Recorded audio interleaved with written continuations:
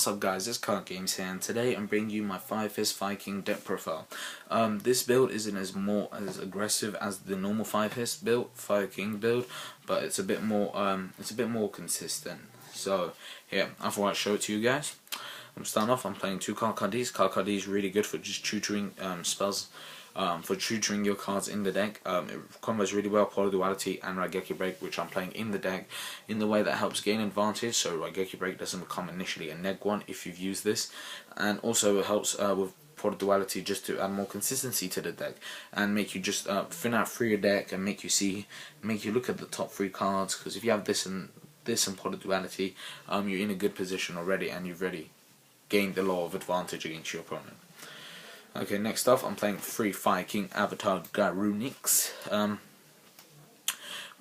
When Yaksha comes out, you definitely have to play this card at 3s, but for now you could play it at 2s, but I've tested it at 2s, and I mean, you don't know how many times late game I've topped into an Onslaught of the Fire King and had that third Grunix in the deck, and I just play Onslaught of the Fire King and just win the game. Late game, this card is amazing. So yeah, and also I've had games where when I was playing 2, I just draw 2 and I'll be like, oh my god. The only way to get it now in the grave is through Raigeki Break. So yeah, I'm playing 3 Grunix, just so the consistency of having it in the deck. Then I'm playing 3 Brong. Brong is a really good card in the deck, helps tutor your Circle of the Vikings and your Onslaught of the Vikings and all that good stuff to your hand, and also it's just really good for deck thinning. Not to mention it's an 1800 beat stick, which is a beast warrior, meaning it's searchable by tanky, and it's only got 200 defense, meaning it's searchable by Flame of Fire Dog. So this card's a staple at 3. Next I'm playing 3 Flame of Fire Dogs. This card is so good in the deck, and I will definitely play at 3 when Yaksha and Laval Chain comes out. The combo with this and Circle of the Vikings is so broken. When you summon this, attack a monster, destroy it, special summon Brong, attack a monster, or just inflict damage, whatever the hell you're doing in that situation, overlay into Laval Chain, use its effect, send Grunix to the grave, and then set your Circle of the Vikings. That way, if it's attacked, you activate Circle and you get a Grunix out, and if it survives you can just deattach, use its effect one more time, and you can just still use Circle of the Vikings in the battle phase. So yeah. Next I'm playing 2 Gorilla. Gorilla is really good in the deck. This is the only Fire Fist card I am playing. I'm playing Gorilla and not Bear because simply Grunix is my dark hole for the deck. So I don't feel the need to destroy my opponent's monsters.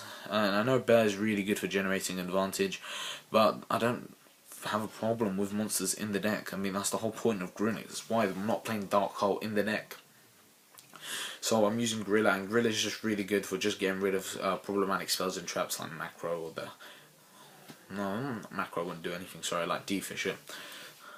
So yeah, I really like it. And then the last monster is a Pyrex, the Elemental Lord. I really like Pyrex in the deck, and I really like it when I've tested it with Daigusto Emerald and Laval Chain, which are coming out in Hidden Hearts for 7, because then you really do have graveyard management in the deck, and yeah, that's why I really like it. And also, not to mention this card, you do have graveyard management with the Circle of the Vikings, like, and the Laval Chain when it comes out. So yeah, this card's really good for that, and will just help tutor your help just be like another beat stick that you need, which is why I really like it. And I have summoned this card quite a lot of times in the deck, and every time I summoned it, it's managed to win me a game. So yeah, Pyrex the Elemental Lord. That runs up the monster lineup. 13 monsters. Onto the spells. I'm playing 2 Polar Dualities, and this is just really for consistency.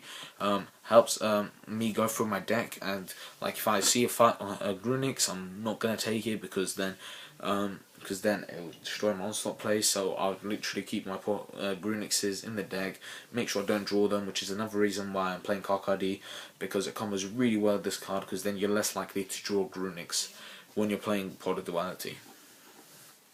Next off, I'm playing for the fire formations. I'm playing 3 Tenkies and 1 Tensu. I felt the need for another Tensu just for another target. 4 Gorilla, so that's really why I'm playing it. And it's pretty good when you have like a Gorilla and a Brong in your hand, so yeah. That's why I like it. And if Tenkies are just self-explanatory, you have 5 targets in the deck. Okay, next I'm playing the best spell in the deck, Onslaught of the Vikings. I wish I could play this card in 5s. This card is so good in the deck. Good late game, good early game, just flat out the best spell in the deck. So good for graying out Grunix and destroying in the end phase. I mean, it does multiple purposes, and if there ever was a card that would get hit in the ban list, it would definitely be this one. Okay, next I'm playing free Circle of the Fire Kings. I really like Circle of the Fire Kings at 3 in the deck because I'm playing Gorilla. Like, people don't expect it. If I activate Tenki, then get a Gorilla, and then next turn I activate another Tenki, get my another Gorilla, and then I'll summon it, and then if the other first Gorilla was destroyed, I activate Circle of the Fire Kings. I'm like, what? I mean, are you playing 5-Fist? I'll be like, nope, I'm playing 5-Fist Vikings. So yeah, that's why I really like Circle of Vikings. Plus it's Forbidden Lance and really good with the Laval chain play, which I just described earlier.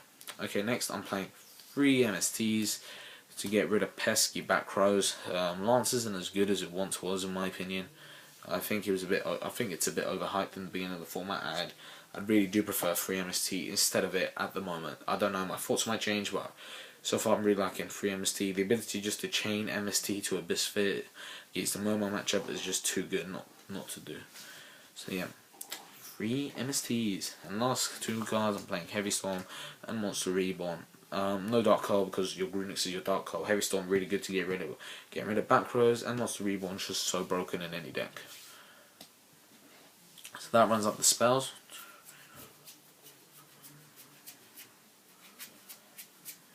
$17 spells, I believe. So I think we should have 10 traps. Yep. 17 spells, 13 monsters, 10 traps. Okay, I'm playing the Solemn Brigade, both Warning and Judgment. These are really good in any deck that can play traps, so yeah, I don't really have to explain that. Next off, I'm playing 2 Trenchant. I've explained this several times. Trenchant is really good. If you have a Grunix on the field and your opponent like summons a Utopia or something, you can Trenchant the field. You're not scared because if your Grunix or Barong is on the field and it gets Trenchant, their effects are gonna activate next standby phase. So that's why I really like Trenchant in the deck. Next off, I'm playing 2 Bottomless Trap Holes. It's really good against the Mirror Match and good against the Mermails and so many other matchups that I think it's almost a staple in any deck right now to play 2 Bottomless Trap Hole. Really one of the best traps of the format. Next off, I'm playing the Mirror Force D-Prison. I really like this because Grunix, if there's a monster that can stop Grunix, I can't think off the top of my head, but I was playing against this deck where Grunix's effect, he had an Abyss Sphere, and Grunix was dead basically because I couldn't get over at the Abyss Sphere. And then I remember top decking into a card, and if it was a trap, I had an Onslaught of the Vikings, and he had like a set D-Prison as well, so if I got a D-Prison or a Mirror Force, no, he had a set Mirror Force, sorry, that makes more sense. If I had a D-Prison or a Mirror Force when he attacked me, I would have definitely won that game, because then I wouldn't have been able to play Onslaught of the Vikings and the special summon against his other weak monster and just destroy the field completely. But yeah, so that's why I played Mirror Force and D-Prison. I'm playing 1 Raigeki Break. I'm playing 1 just because it's good for that odd Grunix in your hand. You can draw it dead, which is why I don't like it. And macro isn't seen as much as it was in the format, which is why I only played 1. So yeah, 1 Raigeki Break. Next off, last card, Breakthrough Skill. This card's really good. I really like this card. I'm thinking of bumping up to 2. The ability to just have 2 Effect Veilers both on the field and in the grave, where the only card will harm this is Macrocosmos, is just so good in the deck. So yeah, that's the deck profile for you guys. That's 40 cards, 10 traps, 17 spells, 13 monsters. I'm not going to bother showing you the extra deck because the Vol Chain and them stuff aren't come out. But if you do have them in DT, just shove them in the deck. Extra deck. So yeah, if you guys like this video, please remember to comment, rate, subscribe for more Yu-Gi-Oh videos. If you have any suggestions or anything, just leave them in the comment section below. I'd greatly appreciate it. And cheers guys for watching. Adios.